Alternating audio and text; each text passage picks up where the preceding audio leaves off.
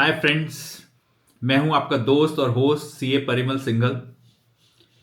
आज हमारी GST series for May and November 2025 का पहला लेक्चर है and we are going to start with chapter number 1, that is supply. To start with, I would discuss the importance of this topic, supply. GST is standing on a foundation stone called supply. GST जो law है हमारे देश में, उसकी आधारशिला है, उसका foundation stone है सप्लाई। जब तक कोई ट्रांजैक्शन या एक्टिविटी डिफाइन नहीं की जाती एज सप्लाई, डिसाइड नहीं की जाती एज सप्लाई, तब तक उसके ऊपर जीएसटी ट्रिगर नहीं हो सकता। तो that's why it is the most important topic, most important concept area on which the entire GST law is standing. Supply taxable event है। What is taxable event? Taxable event for any tax is that event which triggers the tax. Taxable event वो event होता है जिससे कोई particular tax trigger हो जाता है। उस event के घटित होने पर, occur होने पर वो टैक्स ट्रिगर हो जाता है, लेवी हो जाता है। जब तक वो इवेंट नहीं होगा, वो टैक्स अप्लाई नहीं होगा, चार्ज नहीं किया जा सकता। तो हम फर्स्ट लेक्चर में सप्लाई पढ़ेंगे, सेक्शन 7 पढ़ेंगे, सेक्शन 8 पढ़ेंगे, शेड्यूल 1 पढ़ेंगे, शेड्यूल 2 पढ़ेंगे, शेड्यूल 3 पढ़ेंगे, कुछ सर्कुलर्स पढ़ेंगे एंड एक्सेट्रा। बीच बीच में मैं कुछ और for your knowledge basics etcetera आपके साथ डिस्कस करूंगा। So let's start with the basic structure before latching on to the technicalities of section 7 which defines the meaning and scope of supply. As I mention in my introductory video for the launch of this course on GST and customs, I would reiterate, I would repeat that my lectures will be recorded in English. That shall be a combination of English plus Hindi. Why I'm using the language English?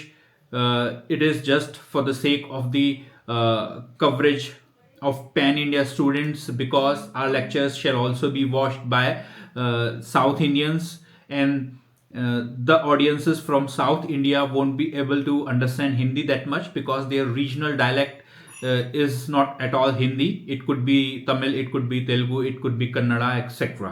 So far as the audiences from north of India or east of India or say west of India is concerned, even though their regional dialect is not Hindi, still they are capable of grasping the delivery in the language Hindi. But so far as the South Indian students are concerned or the audiences are concerned, it would be next to impossible for them to understand the lectures in Hindi. That's why I would be using the language English also. Moreover, if I receive comments from students, especially those whose mother tongue is not Hindi, I would be recording the lectures purely in English too. So let's move on to discussing the basics, and thereafter we will latch on to the technicalities of section 7 defining GST and its scope. Sorry, defining supply and its scope. The first thing first, there is a definition of GST given under the Constitution of India. The article 366(12) capital A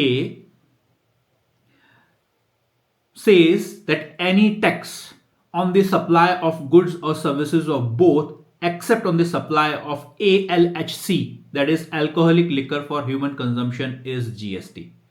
What does article 366(12) capital A of the Constitution say? How it defines GST?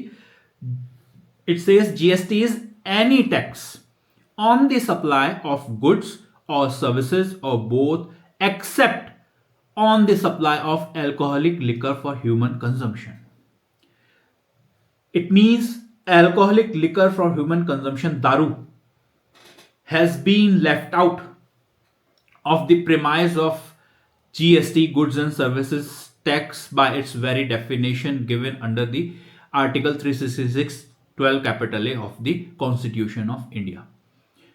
हमारे देश की economy के revenue में बहुत बड़ा contribution है दो categories of products का. एक है दारू, alcoholic liquor for human consumption, और दूसरा है पेट्रोलियम प्रोडक्ट्स.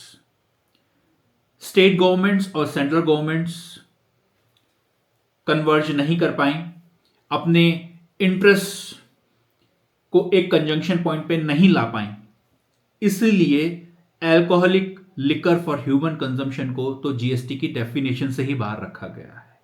तो इसके ऊपर जीएसटी लेवी होना बहुत दूर की कौड़ी है. It is at an arm's length.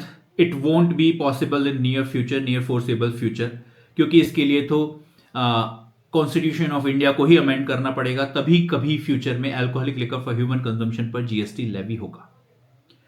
दूसरी लिस्ट है 5 पेट्रोलियम प्रोडक्ट्स की. That is petroleum crude, number 1. Number 2 is HSD, high speed diesel. Number 3 is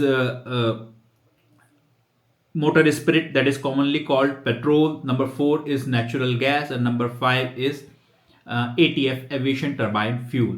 These 5 petroleum products have also been kept out of the GST net by virtue of subsection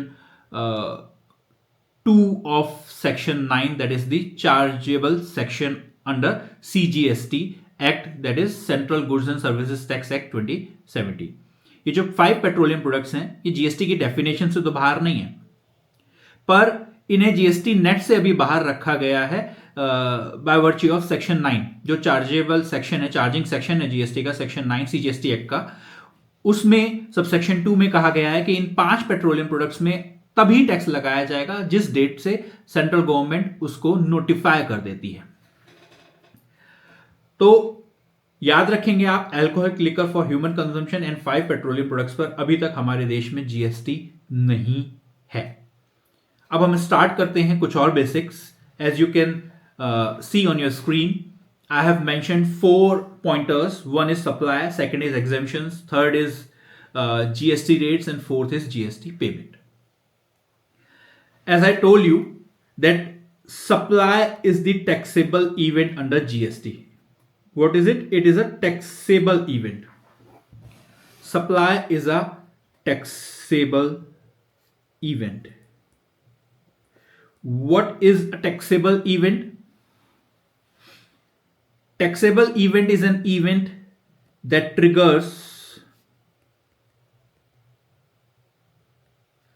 leviability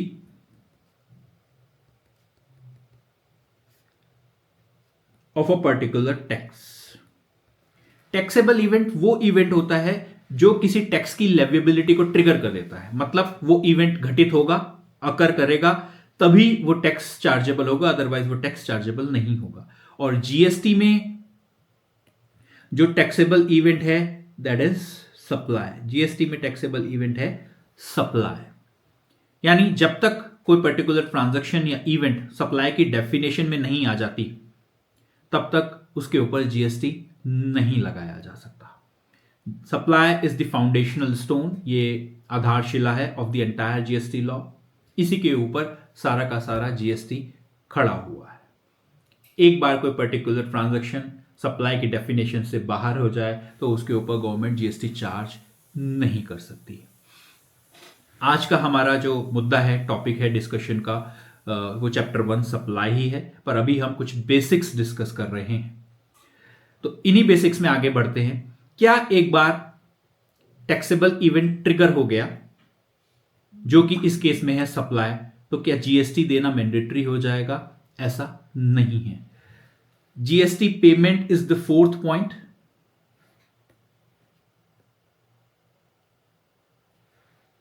In order to reach from supply, point number 1 to point number 4, yes, step number 1 to step number 4, there are 2 other points called exemptions and GST rates in between, which will decide the ultimate payment of tax on a particular transaction. एक बार हमने decide कर लिया कोई particular transaction या activity supply है, उसके बाद हम चेक करेंगे वेदर दैट गुड्स और सर्विसेज जिसकी सप्लाई की गई है वो कवर्ड है या नहीं अंडर एग्जेम्पशंस।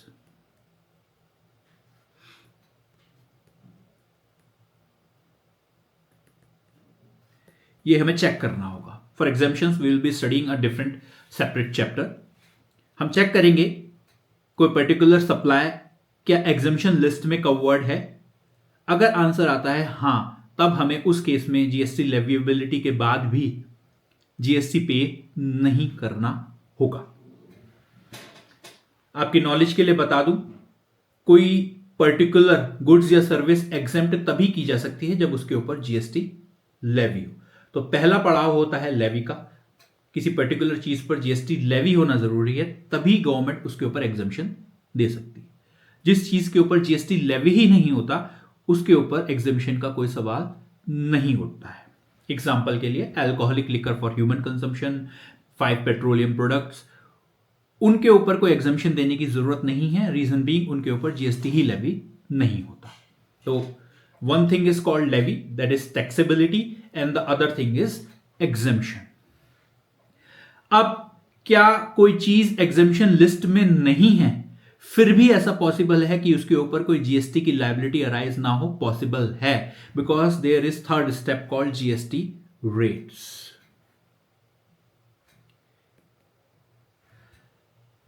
अगर कोई पर्टिकुलर गुड्स या सर्विस निल रेटेड है, then even though it has been classified as supply number 1, it does not find a place in the exemption list, still there will be no GST payable on that particular goods or service, क्योंकि उसके ऊपर जो rate है GST का वो निल है। Finally अगर step number 1 कोई पर्टिकुलर ट्रांजैक्शन या एक्टिविटी सप्लाई है, स्टेप नंबर 2 एग्जेम्प्ट नहीं है, स्टेप नंबर 3 जीएसटी रेट निल नहीं है, तभी फाइनली उसके ऊपर जीएसटी पेबल होता है। तो जीएसटी पेमेंट कब ट्रिगर होगा? उसके लिए नंबर 1 सप्लाई होना जरूरी है किसी पर्टिकुलर ट्रांजैक्शन का, नंबर 2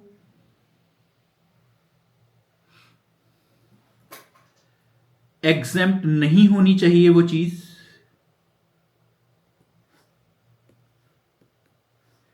नंबर 3 निल रेटेड नहीं होनी चाहिए, and number 4 then GST becomes payable.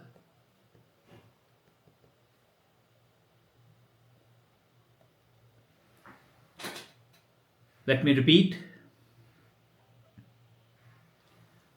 Once a particular transaction or activity has been determined to be a supply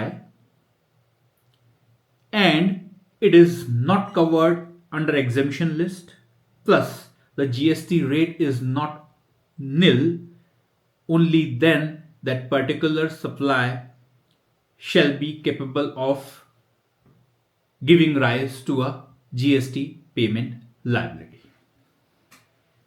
ये हमारा छोटा सा बेसिक डिस्कशन था कि जब जीएसटी एक बार ट्रिगर हो जाता है टैक्सेबल इवेंट से, तो क्या पेमेंट हमें करना होगा या कोई ऐसी पॉसिबिलिटीज भी हैं कि जीएसटी ट्रिगर होने के बावजूद भी हमें जीएसटी पेमेंट नहीं करना होगा। तो 2 पॉसिबिलिटीज मैंने आपके साथ डिस्कस की। अगर एग्जेम्पशन लिस्ट में कवर्ड है वो गुड्स या सर्विस, या फिर उनके ऊपर जीएसटी रेट निल है, तो टैक्सेबल इवेंट ट्रिगर होने के बावजूद भी उनके ऊपर जीएसटी पेमेंट नहीं करना होगा।